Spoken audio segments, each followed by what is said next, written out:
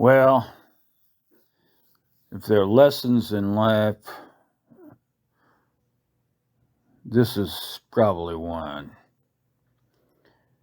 Keeping a diary when you're on a several-month motorcycle tour is a chore. Sometimes you get emotional. Sometimes you say things. But I think I was pretty objective the whole time. Myself. Some of the other people on the trip. The one other person on the trip might disagree because of the Jack Daniels and the arguing and the don't you know how to fucking go the right direction? My buddy was from England and he kept getting the sides of the road mixed up.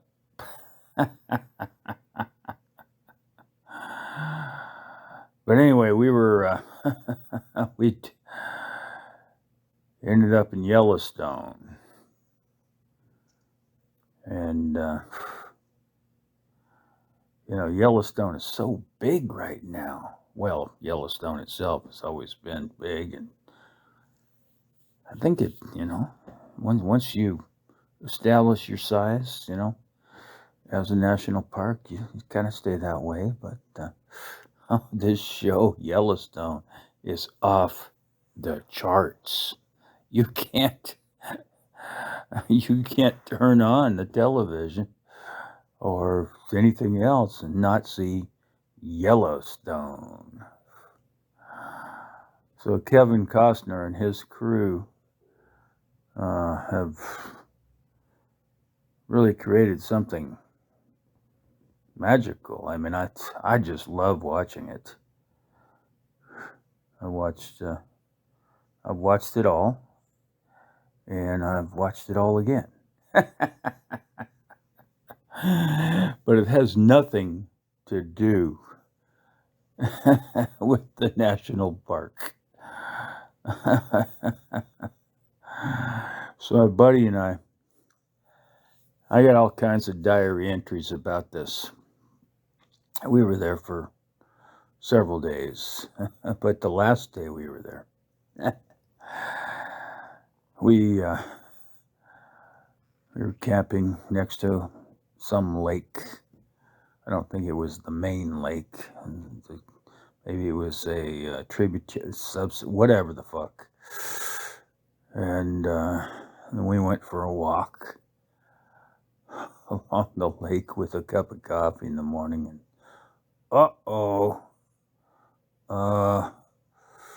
should we walk backwards? What do you think we should do? Fucking bears. A whole family of bears. There were 3 of them. They were looking at us and we were looking at them. So they warn you about this stuff on the way in. They say, be careful where you go and pay attention. Well, we weren't and we didn't. So we're out there with our silver tumblers with the fresh morning coffee. And it's like, this may be the last cup we ever have.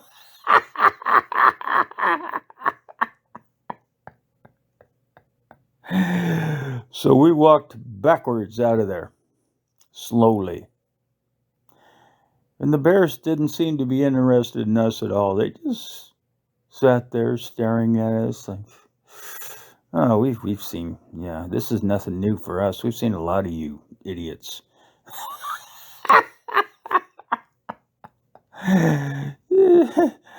But for us, it was a terrifying experience. We walked backwards all the way to the camp. We quickly packed up our little tiny tents and, packed them into the storage cabinets on the motorcycle and hauled the hell out of there. And we thought we were safe. Then,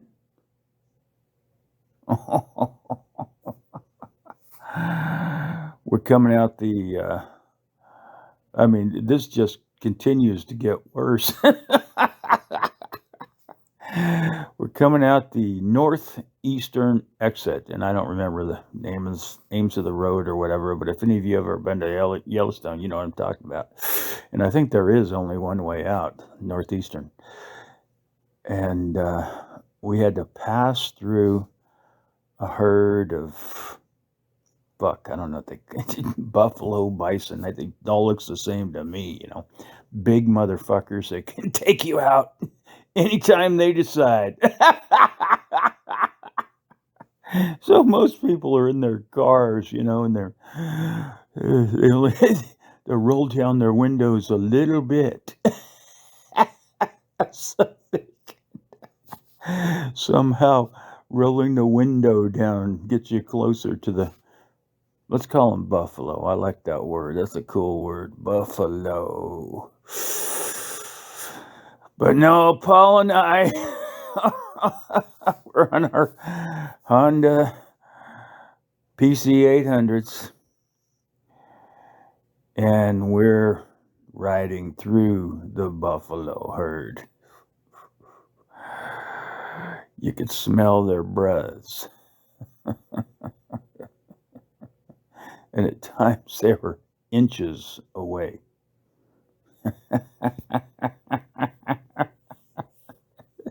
You got these people in their cars looking at us like, man, those guys are crazy. No, probably not the right word.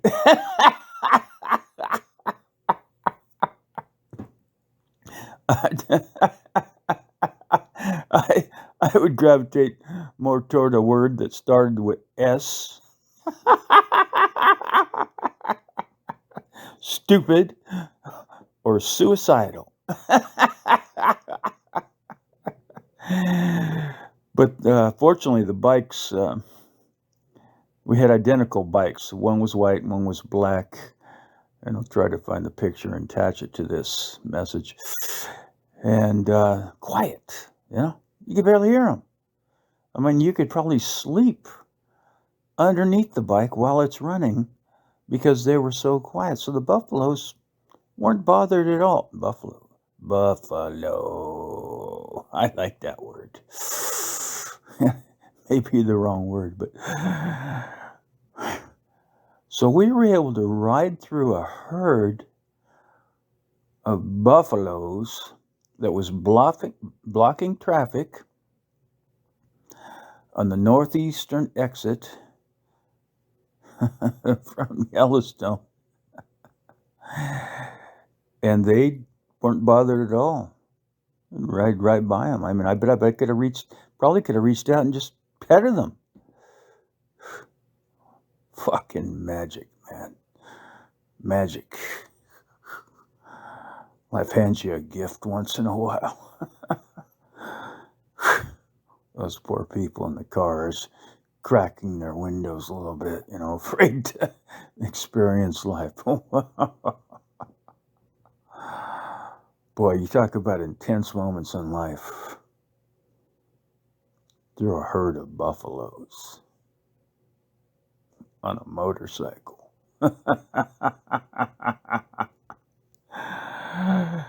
So we got through there, and we're both, you know, we're riding side by side. We're doing the high five. We lived.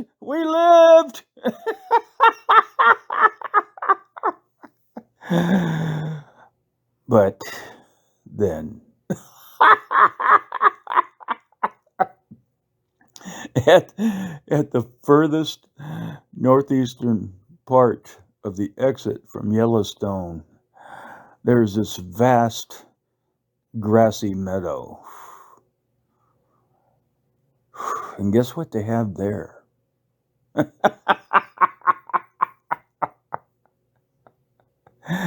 We would have been happy to see buffaloes. But guess what they have there? Now, I don't know if there's some kind of organizational structure where they put buffaloes in one place and they put other animals in another, but this place had grizzly bears.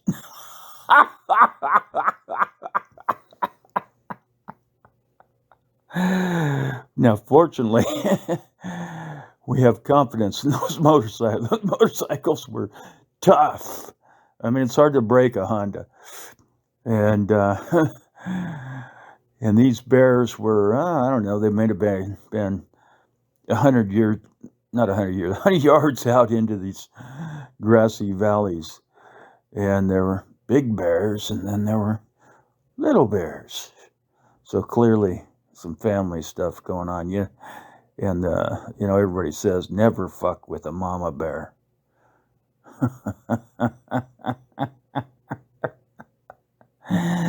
So we stopped. And these bears are 100 yards away. Guess what Mama Bear did? I guess it was Mama Bear. I don't know.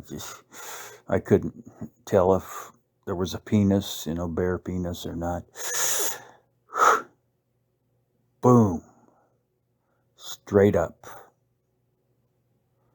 Now, from 100 yards, you can't tell how big that bear is. But I'll tell you how big it looked to me.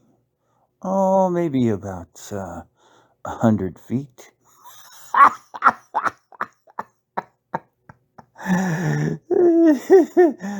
So I hit the start button on my motorcycle.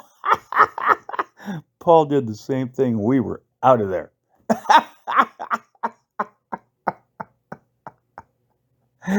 And this is not the end of the story.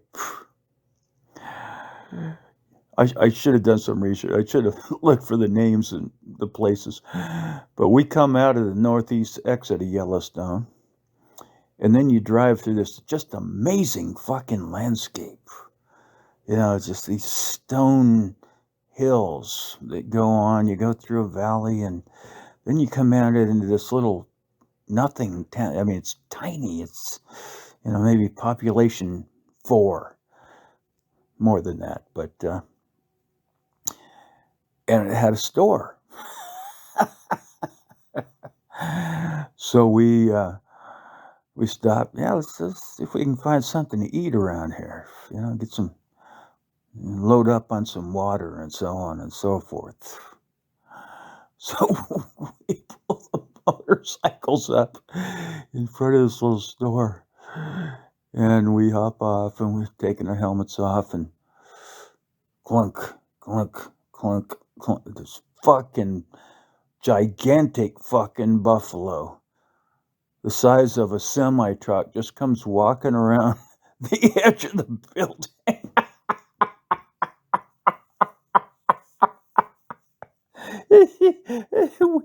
We panic, we run into the store. We get in there, and the owner says, "Oh, don't worry about him. That's our, he lives here. That's our buffalo. We call him Bob. Bob the buffalo." Apparently they feed him, and he's friendly, and they didn't suggest getting too close to him, but but what a way to finish that part of the trip off. And we ended up staying in some cabin there. I mean, this place was fucking small. I bet the population actually was less than 100 or something. So anyway, we had some biscuits and gravy, little restaurant across the street that they opened up just for us. That's how friendly this place was. And then we got a little cabin somewhere, and I think it cost us $50 or something. And then we rode out of town the next day, early, heading east over the highlands where it was fucking cold. Oh shit, ice on the road. You talk about scary. You try to ride a motorcycle on ice. Anyway, what a great trip. Buffaloes aren't all bad. My two encounters, they pretty much ignored me the first time, and second time, it almost felt like Bob was waving at me. Pick up his big buffalo foot, hoof, or whatever they have. Hey, fellas, welcome to town. Ah, boy. I guess a lot of life is just luck. A lot of luck.